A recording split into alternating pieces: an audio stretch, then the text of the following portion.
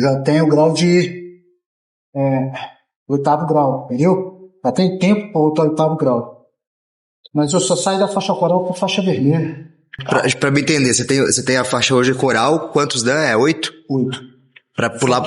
Aí a 8, o 8º, ela é branca e vermelha. Só que eu não concordo que a branca e vermelha é a faixa do judô.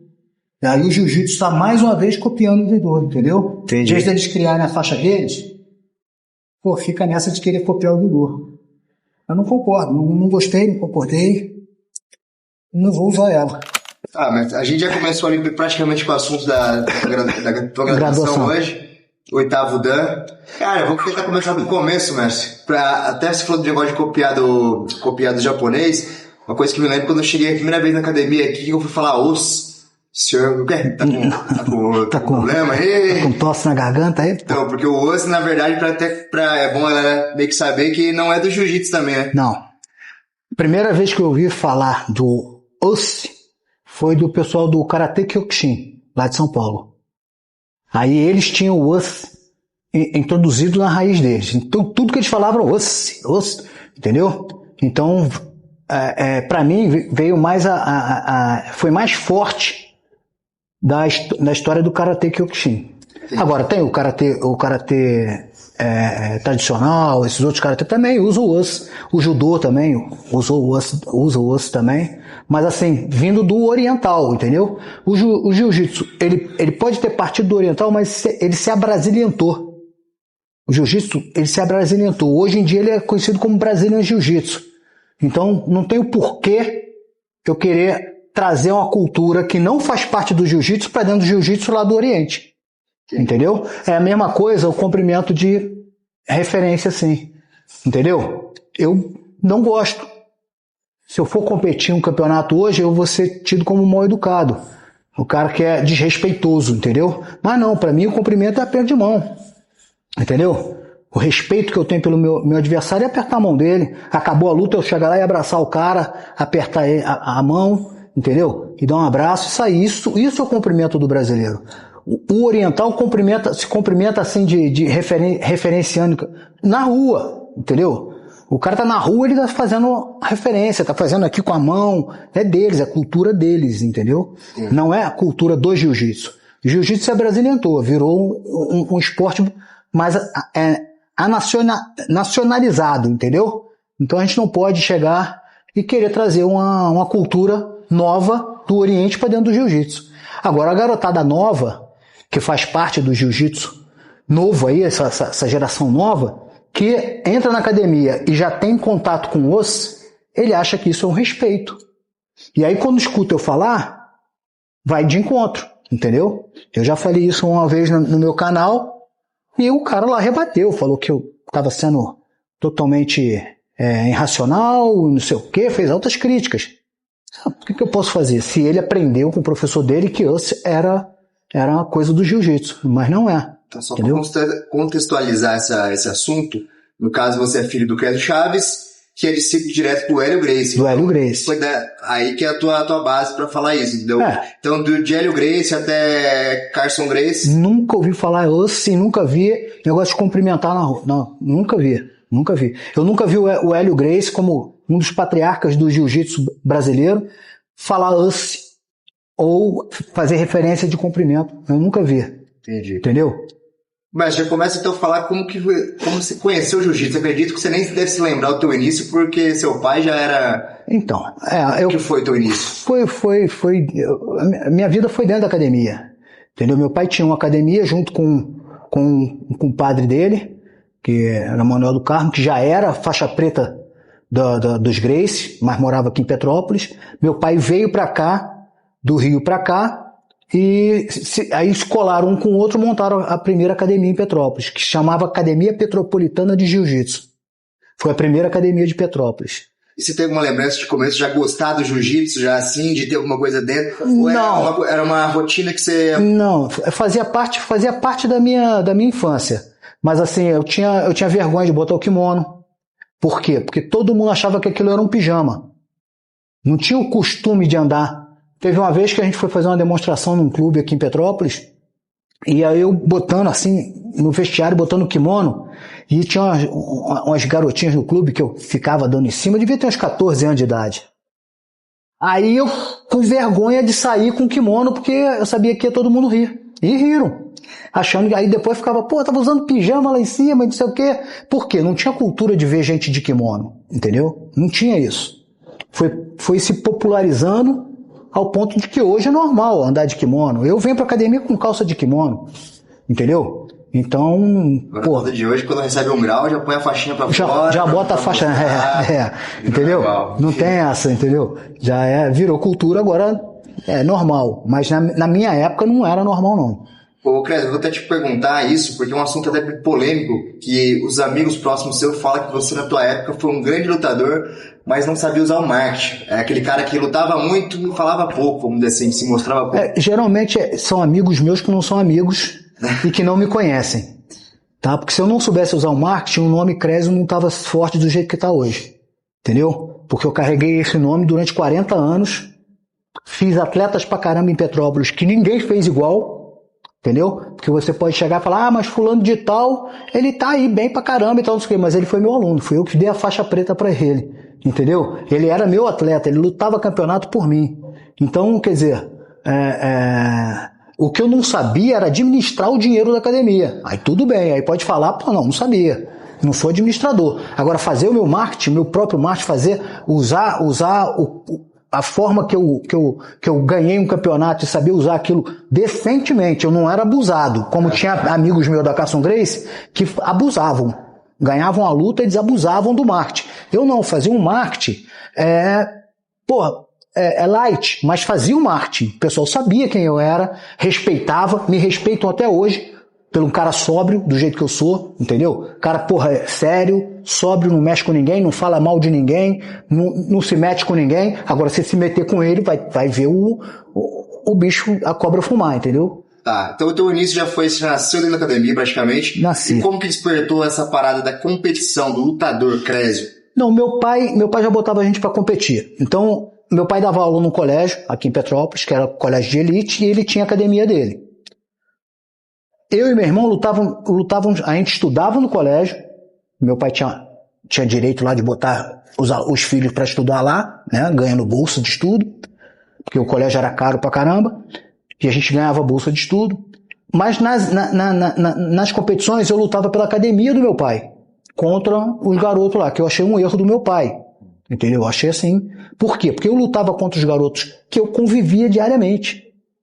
Como é que eu ia pro dia seguinte na escola, um garoto, ia pro dia seguinte na escola encarar toda aquela garotada que estava lá no campeonato torcendo pelo colégio e eu lutando contra o colégio, entendeu? Então foi assim um erro de estratégia do meu pai, entendeu? Mas aí eu comecei a competir. A minha primeira competição eu fiz a final com meu irmão era bem menor do que eu, apesar de ter só a diferença de um ano e meio, mas meu irmão sempre foi menorzinho do que eu, né? E a gente fez a final, eu ganhei dele, né? Eu sempre fui mais técnico que ele, sempre fui. Assim, matéria de técnica e de comprometimento com o treinamento. Eu sempre fui muito mais focado do que ele. Eu costumo dizer que eu tenho um grau de autismo. Autismo 1 grau, o mais fraquinho que tem. Porque eu foco no negócio, eu não paro mais naquilo ali. Não há quem me tire daquilo, entendeu? Eu fico naquilo ali. Se eu quiser treinar para disputar o campeonato mundial, vai ver eu aqui todo dia, de manhã, de tarde, de noite, treinando, focado no campeonato mundial. Entendi. Entendeu? Então, isso aí era a diferença que eu tinha do meu irmão e dos outros garotos que treinavam com meu pai, entendeu? Tá, mas só agora, essa eu não perguntei pra você ainda, mas chegou um ponto. Qual foi o ponto que você buscou um treino na Carson Gracie? Foi qual situação que aconteceu essa Então, teve um garoto que ele era interno num colégio aqui de Petrópolis. E ele começou a treinar lá na minha academia. Ele era afiliado do Rayson Gracie. O pai desse garoto é um advogado famosíssimo no Rio de Janeiro, é faixa preta da antiga, conhece toda a família, é tipo assim, aquele cara que é agregado na família, entendeu? Aquele cara que era um cara rico, família tradicional do Rio de Janeiro, né? A família dele é Astralgésio de Ataíde. o avô dele era presidente da Academia de Letras. Entendeu? Então um cara super conceituado, ele chegou para mim e falou assim, pô, vou te levar lá no Rio para eu te apresentar o meu padrinho, o Reison Gracie. Eu era louco para conhecer os Gracie. Eu era louco, para mim eles eram os deuses do Olimpo, né? Porra, caramba, um Gracie e tal, não sei o quê. Aí eu fui com ele. Aí na hora que eu cheguei lá para conhecer o Reison Gracie, ele me levou em Copacabana, na Figueiredo Magalhães, e aí eu subi, cheguei lá, o Carson sentado, cochilando no sofá, grandão, ele sentado assim, cochilando. Pô, Carson, tudo bem aqui? Eu tô com meu amigo aqui, o Crésio, filho do Crésio e tal. E o Carson já, pô, conheço o Crésio, teu pai, não sei o quê. Aí pronto, colou ali. Dali eu voltei para dar um treino, pro Carson ver eu treinando. Eu fui com a faixa preta do meu pai, que na academia do meu pai eu não usava faixa, eu usava a faixa que tinha. Aí eu fui com a faixa preta, por quê? Porque como eu nunca fui avaliado por ninguém, e eu dava dura nos faixas pretas do meu pai e tudo, falei, porra, eu vou com a faixa preta porque eu vou dar uma dura. No mínimo eu vou dar uma dura nos caras lá. Só que, meu Deus do céu, cara, eu tomei um pau tão grande. A primeira coisa que o Carson fez foi me botar com o De La Riva. Eu não sabia que era De La Riva de faixa roxa, eu de faixa preta, que não era a minha faixa preta, tá? O pessoal fala que o Carson tomou a faixa preta de mim. Não tomou. A faixa preta não era minha, era do meu pai. Eu tava usando porque eu queria pular a janela. Eu achei que eu ia me dar bem. Entendeu? Aí o Carson foi e me botou com o De La Riva. Passa a guarda desse garoto aí. Eu olhei e falei, porra, cara, pescoço fino, todo magrelo. Não, eu quero treinar com os caras mais duros, eu quero treinar com faixa preta. Eu queria mostrar o meu talento com os melhores que tinham lá na Carson. Eu não sabia que era o De La Riva. Eu não sabia quem era. Entendeu? Caí dentro da guarda do magrelo, do De La Riva, caí dentro da guarda dele e, porra, cadê que passava? Nunca passei. Aí tomei um pau violento, com menos de 3 minutos eu já estava dentro de um triângulo, não sabia nem o que era triângulo, não sabia o que era triângulo. Aí tomei aquele triângulo, fiquei ali apavorado, porra, sentei num canto lá, fiquei lá lambendo as minhas feridas lá no cantinho, igual um cachorro vira-lata. Subi para Petrópolis, tendo o ônibus, me deu uma crise de choro, ainda bem que o ônibus estava vazio. Porra, eu falei, nunca mais eu quero botar o kimono na minha vida, cara, nunca mais, eu não quero mais, desci do ônibus em Petrópolis, fui para casa falando que não queria mais treinar. Aí uma noite, né, nada como uma noite para te acalmar, no dia seguinte eu falei, pô, quer saber? Eu vou voltar lá, cara. Eu só vou parar com essa porra quando eu passar a guarda daquele faixa roxa. E fui. E aí, meu irmão, depois de 3 meses lá, virei amigo do De La Riva. De La Riva me levava para ir almoçar na casa dele. E eu voltava dormia na casa, depois do almoço na casa do De La Riva, e à tarde a gente voltava para academia para treinar de novo. Então foi o meu primeiro amigo que eu tive dentro da Carson Gracie, né? E depois eu fiquei sabendo que ninguém passava a guarda dele. Mas aí já era tarde, eu já tinha feito uma amizade com todo mundo, já estava gostando daquilo ali, aquilo já fazia parte do meu sangue, e aí fiquei. Né? E uma escola só de casca grossa. Como Só. foi a experiência do Carson te levando numa rinha? Na rinha de galo? É. Bom, pode então, contar essa? Conto. Essa aí essa maneira. O Carson adora galo de briga. Ele morreu defendendo os galos de briga. Tem gente que acha uma violência. Eu acho que, assim, você botar aqueles ferros no bico do galo, botar o esporão de aço, então, eu acho uma maldade. Se deixar os galos brigar naturalmente, deixa os bichos brigar naturalmente. É deles, eles brigam mesmo. Uhum. Se você deixar ele no galinheiro, macho com macho, vai travar na porrada até um matar o outro. Entendeu? É deles. Então, porra, nada como, né? Aí eu tava treinando na academia, assim, um horário assim, como tá aqui, não tinha ninguém, fiquei deitado no tatame, esperando alguém chegar para treinar, né? Porque eu ficava lá o dia inteiro na academia, chegava vamos treinar, vamos lá, treinava, o cara voltava, ia embora, eu voltava pro tatame esperar o outro para treinar. É assim, é aquele que eu falei, é o foco do autismo, né? Foco, o cara, porra, ficava ali só pensando em passar a guarda do La Riva. Não, e pensando assim, se eu não treinar agora, o meu adversário tá treinando. Porra. Entendeu? se eu não treinar agora, o meu adversário tá treinando. Então eu ficava pensando, pô, ele tá treinando agora, eu tenho que treinar. Eu ficava louco pra treinar. Então eu treinava muito mesmo. Aí eu tava treinando, o Cássio falou, chegou na academia, Cresce, tá fazendo o que aí? Falei, não, Cássio, tô esperando alguém pra dar um treino. Vou lutar sábado agora.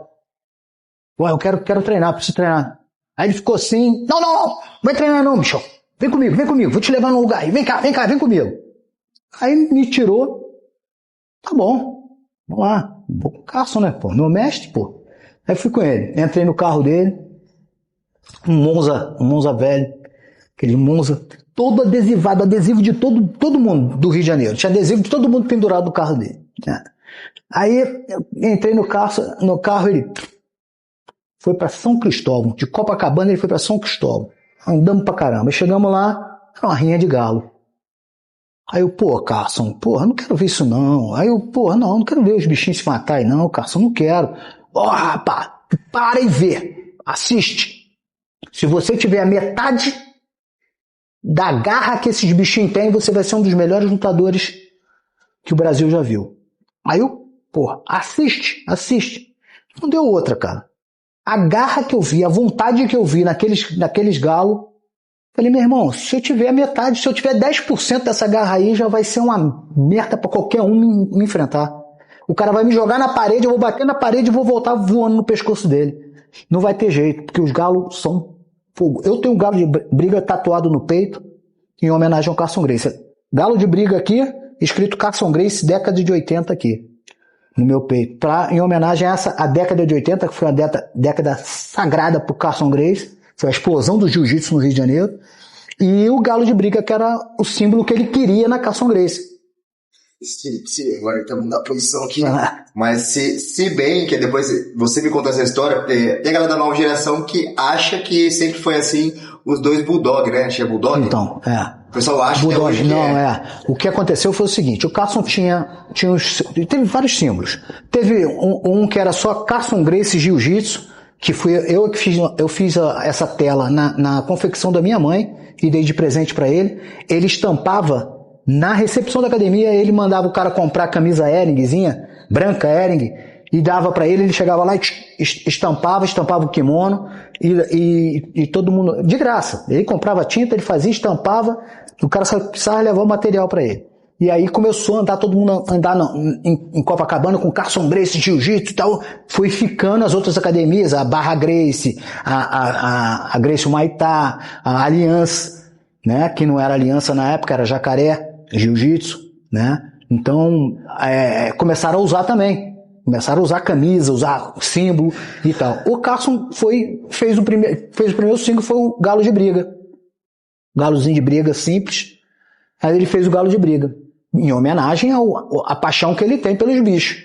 Aí, passou um tempão com o galo de briga, Carson Gracie, Jiu-Jitsu e o galo de briga. Só que o que aconteceu? Uma marca de camisas, né, de marca no Rio de Janeiro, colou com o Carson, que foi a Arrebentação. Colou, virou amigo do Carson. O Júlio da Arrebentação virou amigo do Carson e colaram os dois juntos. Ele começou a investir nas camisas do Carson, só que aí ele falou, Carson, eu não posso comercializar o galo de briga. O galo de briga é uma contravenção no Brasil. É igual eu fazer uma camisa com a folha de maconha.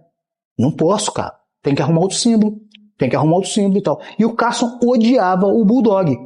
O símbolo do Bulldog, o Carson não gostava. Por quê? O Carson ganhou, essa eu acho que tu não conhece. O Carson ganhou um Bulldog feito de argila, de fibra de vidro, essas fibras. Umas estátuas, mas desse tamanho assim, de um Bulldog sentado assim, aquele Bulldog com aquele carão. E o Carson ganhou de uma mãe de um aluno dele lá, que era escultora, e fez para ele. Aí aquilo ficava lá na recepção. Todo mundo que chegava falava que o Carson parecia o Bulldog, porque o Carson tinha aquela cara redonda, né? Tu vê, o Carson tem um carão redondo e tal, e tal. Carson, Bulldog e tal. Ficou naquilo aí, juntou a brincadeira da galera com o Carson, e o Carson ficando puto com o Bulldog, e o Júlio da Arrebentação fez o símbolo dos dois Bulldog se encarando.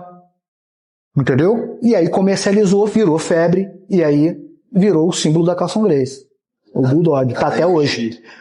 Soube que o Juninho, o filho do Carlson, tava até entrando em briga com o Júlio, dono da Arrebentação, porque tava um querendo, o símbolo é do meu pai, eu quero o símbolo do meu pai. O Júlio, não, mas fui eu que criei e tal, tava em briga isso aí, eu não sei como é que resolveram não. Mas a história é essa, entendeu? Tá, e aí essa foi a parte do jiu-jitsu. A parte da luta livre, lá no Carso já não era jiu-jitsu ou luta livre ou boxe. Era todo dia, era porrada, não tinha essa distinção de arte marcial. Não, o foco na Carlson Gracie era o jiu-jitsu de kimono. Né? E na época não tinha distinção. Jiu-jitsu era jiu-jitsu. Jiu-jitsu de kimono e jiu-jitsu sem kimono. Entendeu? Aí começou a se falar de jiu-jitsu, dar força pro sem kimono, freestyle, no-gi, isso com o pessoal de Abu Dhabi que começou a fazer aquela competição que, porra, ficou famosa pra caramba, com muito dinheiro rolando, sim, entendeu? E aí começou a se dar ênfase ao jiu-jitsu sem kimono, a luta livre, que é sem kimono também, o pessoal foi começando a se moldar para usar o sem kimono, entendeu? Mas antes era o jiu-jitsu. E o Vale Tudo, que era para quem gostava de treinar, sair na porrada, entendeu? Eu, como aqui em Petrópolis, eu tinha os meus alunos aqui, que a gente acabava o treino, saía o pessoal novato, e a gente ficava trocando porrada no ringue, na porrada mesmo. A gente tocava soco na cara, cotovelo. Teve um aluno meu, esse eu posso até falar porque ele ainda já tá coroão, já tá dando aula ainda, mas o Canguru, João Carlos Canguru, acho que é João Carlos, o Canguru. Ele treinando comigo, ele devia ter uns 16 anos de idade, só que ele é alto, tem 1,90 m, e ele treinando comigo, a gente treinando porrada, eu batia ele dentro da guarda, eu batendo assim, porrada aqui. Aí ele botou a mão no meu pescoço assim, começou a dar marretada, só que eu não alcançava ele. Eu fazia assim para alcançar, não alcançava, eu sou muito pequeno. E ele sentava a morre, com a mão fechada e o soco entrando. Aí eu puxei a cabeça dele, dei uma cotovelada aqui, assim, na cabeça dele aqui, abriu uma brecha, começou a sair sangue. Aí, todo mundo, para, tá sangrando. Aí ele, não para não, foi só uma espinha. Fazia assim, é uma espinha, vambora, continua. Garoto de 16 anos. Isso era a época da década de 80, entendeu? E a gente era assim. Então eu chegava na Carlson Gracie, quando tinha treino de porrada, eu era o primeiro a estar lá no treino de porrada, entendeu? Aí eles faziam um treino que era taparia. Eu nunca gostei disso. Eu falei, porra, eu não vou fazer taparia porque eu não vou chegar lá contra o pessoal da luta livre e ficar dando tapa na cara deles, eu vou dar a mão de mão fechada. É mão fechada, é cotovelada na cara, entendeu? Não vou ficar dando taparia, não. Tem alguma história interessante dessa era que é muito falada até hoje, que era jiu-jitsu versus luta livre? Assim, uma história que você tem em mente, ou sua, ou da Carso, ou você tem várias. Tem uma que essa foi assim, épica. Eu tava arbitrando, eu era árbitro de um campeonato que tava rolando, eu não lembro qual era o campeonato, qual era a competição, era de jiu-jitsu normal, mas eu tava sendo árbitro, e tava lutando valide com o Fernando Gurgel, irmão do Fábio Gurgel. Fernando é até mais velho que o Fábio, era um cara que começou no jiu-jitsu primeiro que o Fábio, então era um cara duro. E o valide tava treinando com ele. E eu sendo o árbitro daquela luta, o pau pegando entre os dois, e pai, um fazia uma vantagem aqui, outro fazia vantagem lá, e o pau comendo e tal, não sei o que, de repente eu olho pra entrada, vem entrando o Hugo Duarte, Eugênio Tadeu, todo mundo da luta livre invadiu o campeonato de jiu-jitsu. Invadiram. Aí eu cheguei, para. O pessoal da luta livre chegou, eu falando assim com os caras estavam se batendo ali, cara. Aí eu falei, o pessoal da luta livre tá invadindo. Os dois levantaram, saíram, largaram o campeonato, pularam a cerca e foi pra lá, pra frente, pra confrontar o pessoal da luta livre. Aí de inimigo já viraram amigo. Vira amigo na hora. Aí não rolou, ficou só aquele bate-boca, fecharam lá pra fazer um tirateima entre jiu-jitsu e a luta livre. Eu me candidatei, mas como eu era pequeno, O Carson não confiava em mim. Eu sempre falei com o Carson, tu parece viado, cara. Tu gosta de homem grande. Tu não gosta de homem pequeno. Homem pequeno pra você, tu despreza, porra. Eu tô aqui do teu lado, falo que eu luto por você. Porra, aí ele morria de rir. Mas só gostava de homem grande. Ele viu o cara grande, ele, porra, fulano, vem cá, vou te botar numa luta aqui agora. Entendeu? Aí, tá, e botou lá os caras pra lutar. Eu não lutei. Fiquei só olhando de fora. Mas é isso. Na época da Carson Gracie mesmo, que pegava fogo mesmo, o treino era fogo. Por isso que o nego fala que o cara mais fraquinho da Carson Gracie era duro em qualquer lugar. Porque ele tinha que se manter bem ali. Entendeu? Senão ele virava de costa e ia embora. Tinha muitos da Carson Gracie que treinava, não se encaixava e virava de costa e ia embora. Ia para outra equipe. Porque para poder sobressair, entendeu? Não era um ambiente para ele. Não era um ambiente para ele. O cara era frouxo, tinha alguma coisa. Não é nem questão de ser frouxo, é o talento mesmo, o cara não conseguia. Por mais que ele chegava, queria treinar e não conseguia, entendeu? Não conseguia, não. Teve cara que aparentemente era frouxo e que se deu bem na Carson Gracie. Que se deu bem, entendeu? Não vai perguntar o nome porque eu não vou falar. Tá. Pô, a Carson Gracie, você falando assim que era menor, que era fraquinho e tal, mas a tua história como atleta, ela acredito que é uma história de muitas vitórias, né? Tanto no wrestling, no jiu-jitsu, na luta livre, né? Eu fiquei na Carson Gracie invicto, em todos os campeonatos que eu competi, todos, do jiu-jitsu, tá? Eu fiquei, eu lutei todos os campeonatos, em pouco menos de 10 anos, estava com 9 anos e pouco, tá? Eu só tinha levado, eu acho que foi o quê? 7,8 pontos. Acho que foi 9 pontos, alguma coisa assim. Não, 10 pontos. Derrota nenhuma. Nenhuma, zero. Foi invicto e eu só tinha levado 10 pontos. Ou seja, foram 2 quedas, não, 3 quedas que eu tomei, e uma pegada de costas. Entendi, nesse tempo todo. Hoje a galera conhece, até eu tava comentando com ele, né? A geração nossa de hoje tem os atuais. Para a geração de hoje, eles acham que o Roger, o Bochecha, já é a velha guarda. Já é a velha guarda. E você já veio antes do... Não, Jorge, o Roger era... Pô, não, nem treinava. Eu conheci o pai do Roger. Entendeu? Você acabou até lutando com o Renzo, né? Renzo. 2 vezes? 2 vezes. E ficou um pra cada? Não, ganhei as 2. Ganhei as 2? Ganhei as 2. Boa. Então A primeira ele saiu como inimigo meu, queria brigar comigo em tudo quanto era lugar, porque ele não esperava eu ganhar dele. Ele estava muito confiante, porque ele era o dono da categoria, né?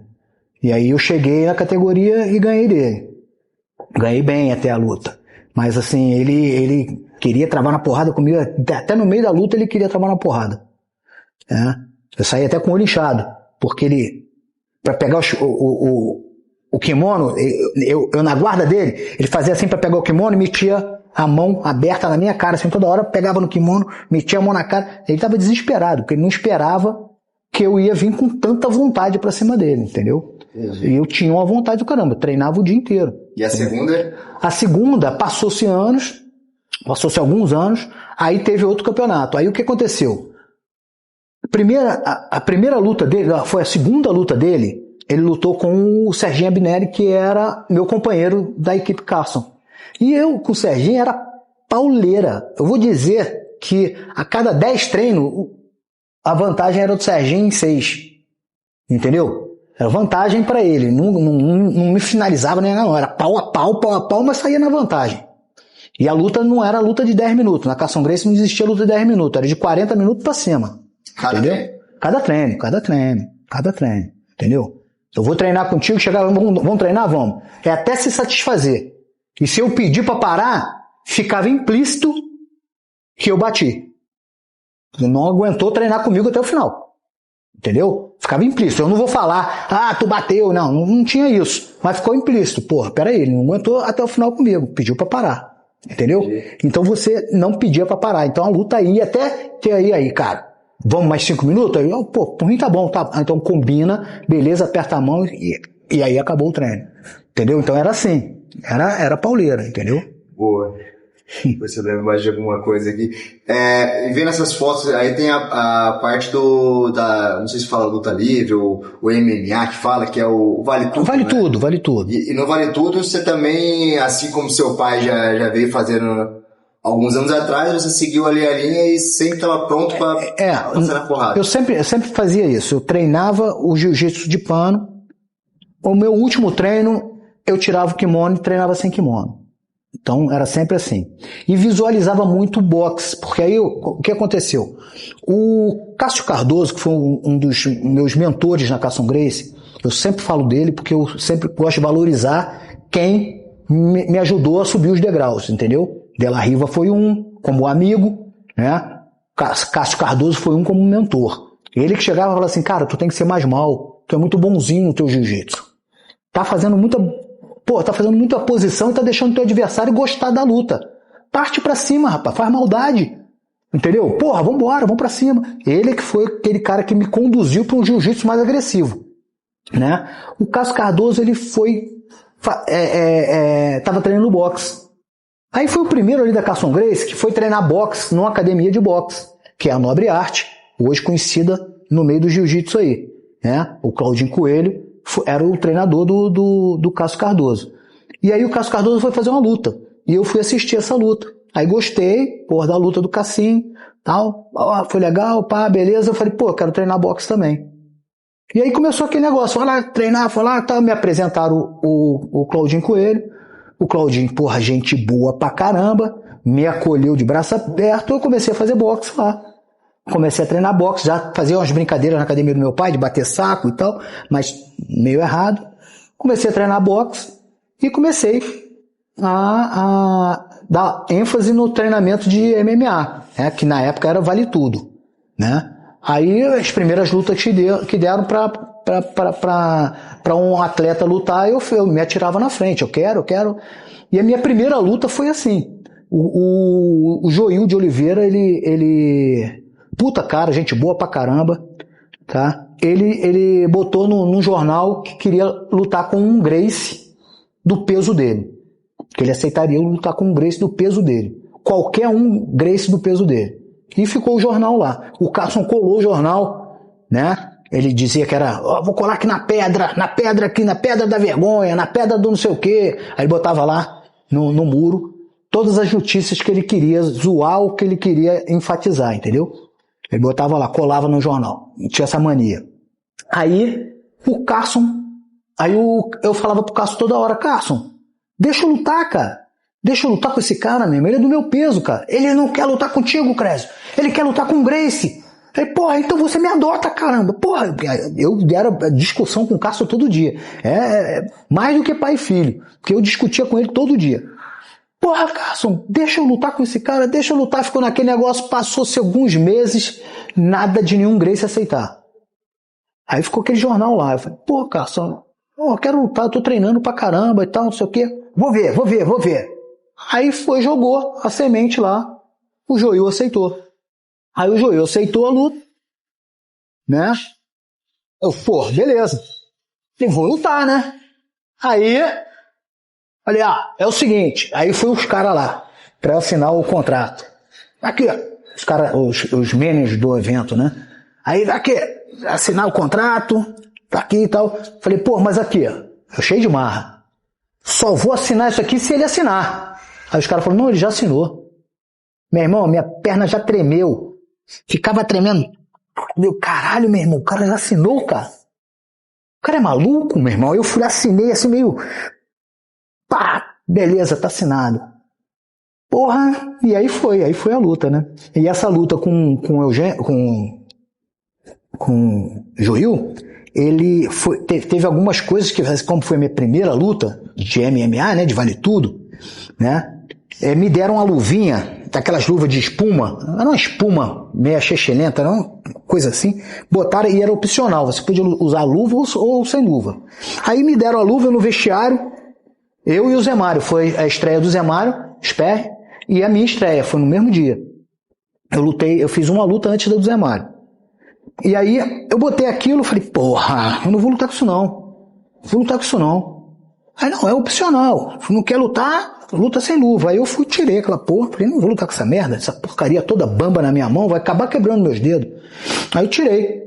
Aí me aqueci ali, chamaram a luta, eu entrei. Quando eu entrei sem luva e o Joil tava de luva. Quando ele olha que eu passo pelas cordas, foi de ringue de boxe, né? Quando eu passo pelas cordas e ele me vê sem luva, meu irmão, ele dá um petit lá maluco, tira minha luva, arranca, ele arrancando a luva, pá, jogou no chão, olhou pra mim, sacudiu a mão, como que diz assim, porra, é sem luva? Então vamos sem luva, cara. Falei, fudeu. Eu acho que eu cutuquei o cara aí errado, cara, que o cara vai vir agora comigo pra cima. Mal sabia ele que não foi maldade, entendeu? Eu, como era opcional... Você se sentiu bem com a luva?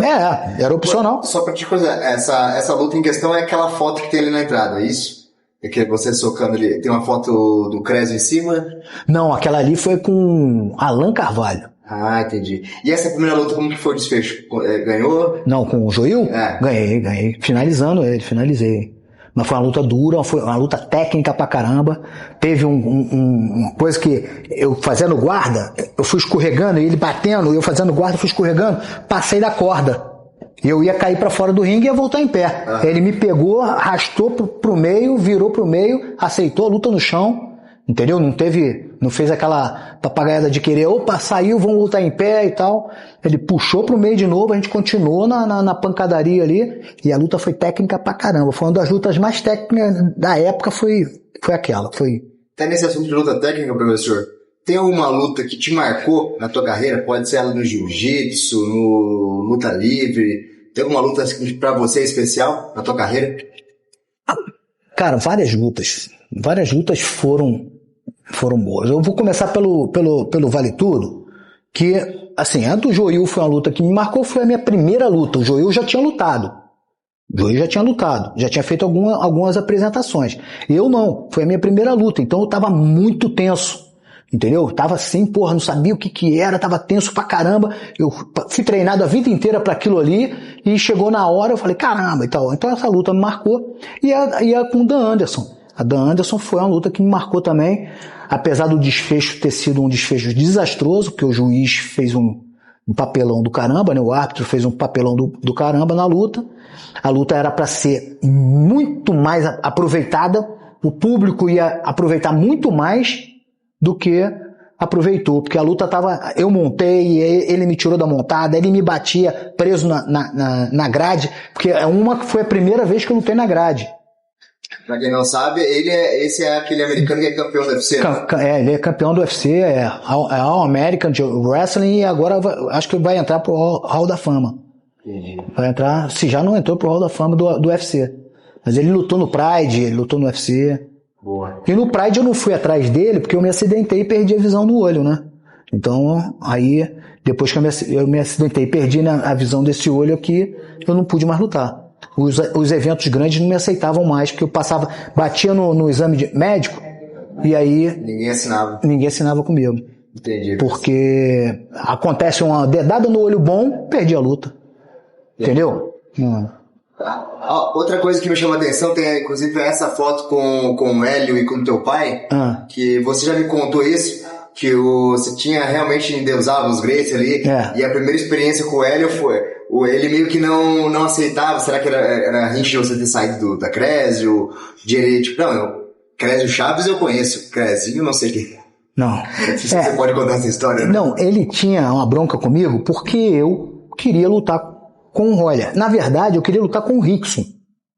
Então, é abusado, não sei o que, mas eu queria lutar com o Rickson. Eu queria enfrentar o Rickson. Eu chegava pro Carson, me bota com o Rickson. Me bota, cara, porque tu imagina eu lutando com o Rickson, mais leve do que ele, e consigo levar a luta até o final. Imagina só, eu posso perder de 50-0 e ele não conseguir me finalizar. Entendeu? Pô, eu treino aqui com os pesados da Carson aqui, eu treino com os caras pesadão aqui, os caras levam 40 minutos pra me finalizar. Eu sou finalizado, mas eles passam de 15 minutos pra conseguir me finalizar. Pô, então de repente 10 minutos com o Rickson eu aguento, mesmo perdendo. Mas ele não vai me finalizar. Pô, é vitória pra gente. porra, deixa. Aí ele ria, brincava, me levava na brincadeira. Aí ele falou, aí um dia ele se cansou e falou assim, tá, tudo bem, eu te boto com o Rickson. Mas primeiro tu tem que ganhar do Royler. Aí ele botou uma indulgência pra mim de enfrentar o Royler. Aí eu comecei a querer lutar com o Royler. Aí eu fiquei em cima do Royler direto. E isso levantava a questão com o Hélio de que, porra, eu queria enfrentar os filhos dele, né? Eu era do Carson, eu queria enfrentar os filhos dele. Entendeu? E aí tinha essa rinchinha comigo. Nunca foi assim, nunca foi desrespeitoso, ou eu nunca fui desrespeitoso com ele, sempre, ô mestre, ô professor, e tal, né?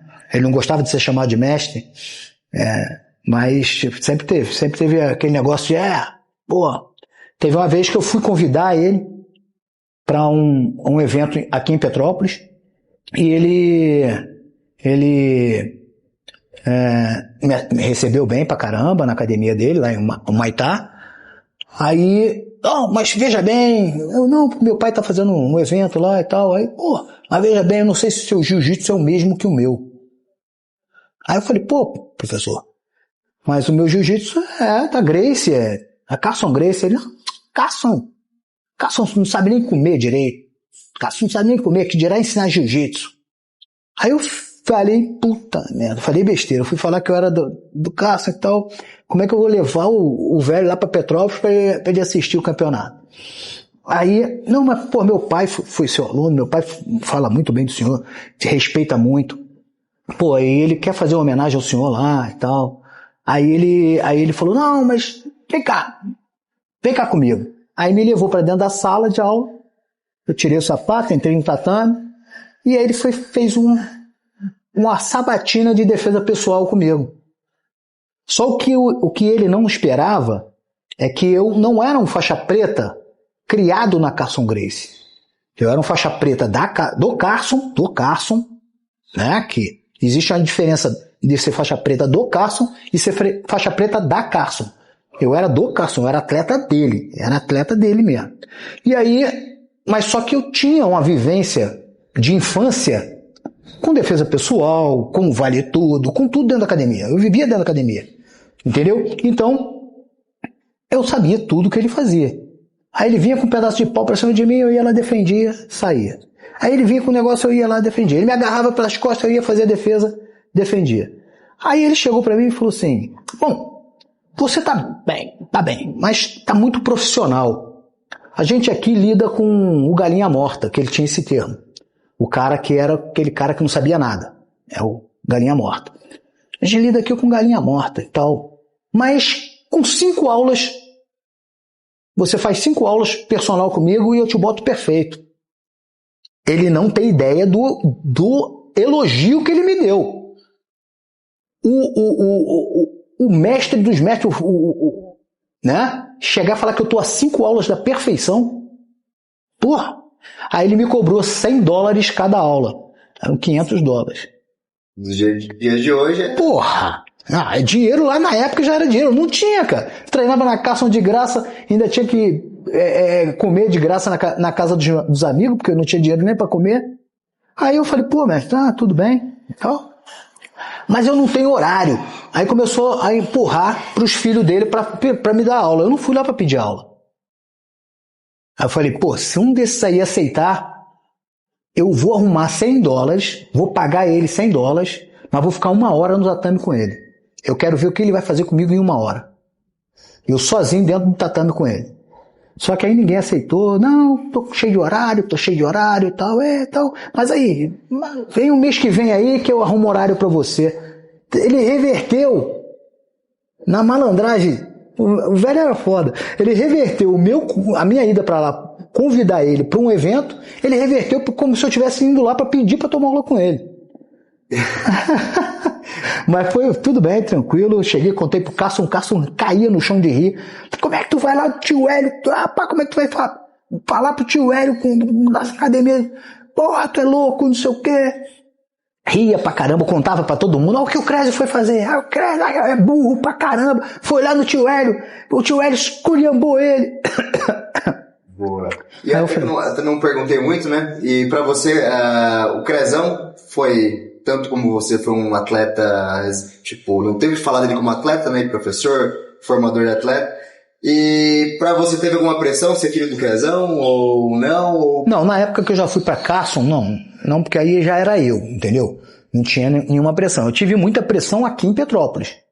Porque, assim, meu pai era assim, como se fosse um discípulo do Carlos Gracie. O Carlos Gracie era aquele cara que frequentava pouco academia, treinava, mas ele queria mais era sair, né, na bagunça, zoar, tocar um violão e tal. E meu pai era assim também. Ele treinava e lutava. E lutava Passar? Tranquilo. Tamo aí. Beleza, tranquilo? Beleza. Bom, beleza, tranquilo. Desculpa o incômodo. Nada, tranquilo. Então, o meu pai também era assim. Só que o meu pai era um cara, tipo, meus filhos têm que ser foda. Mesmo ele não vendo eu treinar todo dia, mas ele tem que ser foda. Tá dentro da academia o dia inteiro. Então ele chegava na rua, a academia do meu pai era em frente à antiga rodoviária de Petrópolis. Então a academia era de frente para a rodoviária. A rodoviária ficava aqueles molequinhos lá, engraxando sapato e pedindo dinheiro. Ele chegava lá e convocava os moleques para ir para a academia. Falava, vamos dar um treino lá, depois eu pago o lanche para vocês. Chegava lá, mandava escolher. Os moleques, escolhe um aí, trava na porrada. E botava a gente para travar na porrada. A gente tudo com 10, 12 anos, 13 anos no máximo. Não era nem jiu-jitsu, era porrada? Porrada. O moleque ia pra porrada. É. Aí teve um caso que um garoto, meu primo, travou na porrada com o garoto escolheu meu primo, a gente ficou olhando, ele foi lá e tal, não sei o que, aí meu primo montou e começou a bater no garoto, aí o garoto foi meter-lhe uma mordida aqui no peito, cara, chegou a sangrar, de tão forte que foi a mordida no peito do meu primo. Aí começou todo mundo, porra, Crezão, para com isso, os garotos vão se machucar e tal. E aí, porra nenhuma, isso aí tem que aprender mesmo a se virar e tal. Boa. Mestre, até o último desfecho, eu gosto de olhar fotos, né, como sou fotógrafo, gosto de olhar essas histórias, né, que ficam marcadas na parede. E eu tô olhando que tem muita foto Crezão, Crezinho, e aí eu vejo que tem uma molecada nova que tá vindo ali, né, Eli, tem Gabriel, enfim, por outros tantos bons ali. Como que você vê o jiu-jitsu de antigamente, né, o esporte em geral, tudo evolui, né? Às vezes nem sempre parte boa, mas de alguma tudo forma evolui. Ele vai mudando. O câncer evolui também, entendeu? Só que evolui pro lado ruim. Como que você vê hoje, não só a Credo Team, mas a luta em geral, né? O jiu-jitsu, o UFC hoje em dia, MMA, essas coisas. Como que você viu essa evolução do esporte? O UFC eu parei de acompanhar, eu não tenho acompanhado, entendeu? Porque quando ele saiu da TV Combate, eu assinava Combate. Ele saiu, aí agora tem que ir lá assinar o canal deles. Eu não sou muito ligado nesse negócio de ficar procurando como é que faz e tal. Eu falo, não vou assistir porra nenhuma, não.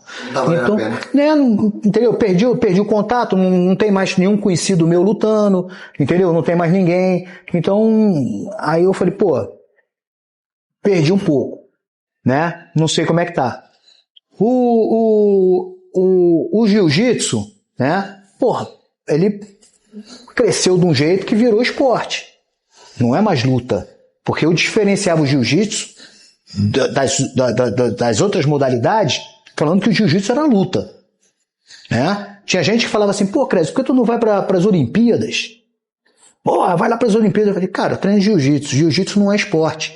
Jiu-jitsu é luta. Entendeu? Então não tem nas Olimpíadas. Tem judô. E para eu ir pelo judô, eu tenho que me focar no judô, eu tenho que treinar judô, eu vou ter que parar de treinar jiu-jitsu. Para ser um atleta olímpico do judô, eu vou ter que focar no judô ali para ir. Então eu não quero isso, entendeu? Não quero, eu fico mais no jiu-jitsu e treino jiu-jitsu. Então eu tinha essa diferença. Tanto é que eu tinha uma briga do caramba do pessoal falar arte marcial. Eu falei, que arte marcial, cara? Jiu-jitsu não é arte, cara. Jiu-jitsu não é arte, jiu-jitsu é luta. Ele fez um movimento bonito, isso é uma arte. Não, isso é um movimento da luta. Entendeu? Eu era muito assim, porque eu vivi numa época em que o jiu-jitsu era luta. Entendeu? Era feito para luta. Tanto é que falavam os mais antigos, né? Não a velha guarda que você falou aí, que é o Roger e o Bochecha. A geração, a velha guarda é Roger Gracie. Né? Roger Gracie, não. Jacaré. Já é. O Jacaré atual, porque o Jacaré da antiga, que é o dono da Aliança, ele realmente é da antiga mesmo. Uhum. Mas eu tava falando da arte marcial, né, cara? A gente, não tinha isso, era luta. Entendeu? Luta. Eu vou lutar jiu-jitsu. Então, né? Aí falavam que o jiu-jitsu era a luta mais completa que tinha.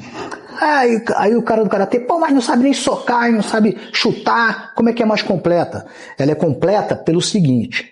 Ela é completa porque ela treina o atleta de jiu-jitsu para treinar um campeonato contra outro lutador de jiu-jitsu. Ela te deixa preparado para treinar, para se defender na rua, que é a defesa pessoal. E no vale tudo, usando o jiu-jitsu. Não preciso socar você, eu preciso agarrar e te levar pro chão. Acabou. Se eu agarrar e te levar pro chão, acabou a luta. Começou a equilibrar isso quando o pessoal de luta, de striker, começou a treinar jiu-jitsu. Sim. Aí o pessoal do jiu-jitsu falou assim, cara, tá ficando foda, porque a gente troca em pé com o cara ali, mais ou menos. Quando a gente tenta agarrar o cara, leva pro chão, o cara sabe se defender, volta a ficar em pé de novo. Fica difícil, vamos ter que treinar chute e soco também. Aí cada um foi pro karatê, outro foi pro... Aí virou o MMA. Entendi. Entendeu? Foi aí que surgiu o MMA, que é todo mundo treina tudo, entendeu? Mas no geral, então, o esporte evoluiu, vamos dizer assim, você acha, na tua visão?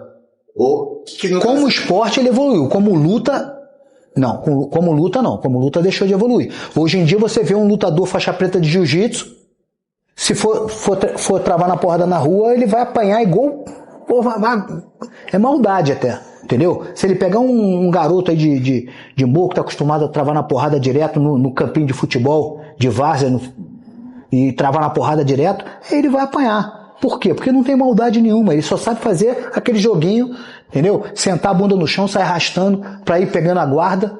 Meu irmão, toma um chute na cara, acabou, entendeu? Então, acabou. Como luta, ele se prejudicou. Agora, como esporte, ele cresceu pra caramba. Cresceu muito, entendeu? Hoje em dia dá pra você ganhar dinheiro, se manter numa qualidade razoável de vida, só lutando no campeonato. Entendeu? De jiu-jitsu, Entendeu? Essa conversa foi muito boa, pelo menos pra mim. Muita coisa que o pessoal daqui, no caso, às vezes não tinha noção como acontecia, como era, ou não tinha essa mentalidade, né? Tem alguma coisa que eu não perguntei que o senhor quer falar? Tem muita coisa, cara.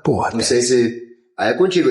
As minhas dúvidas aqui, minhas curiosidades já tirei, mas se o senhor quiser agregar mais alguma coisa aí... Não, aí tem muita coisa, tem muita curiosidade que rende até outro papo aí outro dia, entendeu? Não, tem muita coisa. É só me lembrar do que eu já falei hoje pra não ser repetitivo, né? Porque aí eu vou ter que repetir, ficar repetindo coisas, entendeu? Então, mas a história é isso, cara. A história... Eu sou um cara que eu foco muito em preservar a história. Por isso é que eu fico contando as histórias da Carson Gracie década de 80, Carson Gracie década de 90, que era o pessoal da década de 80 que se formou faixa preta e deu aquela continuidade na equipe, né?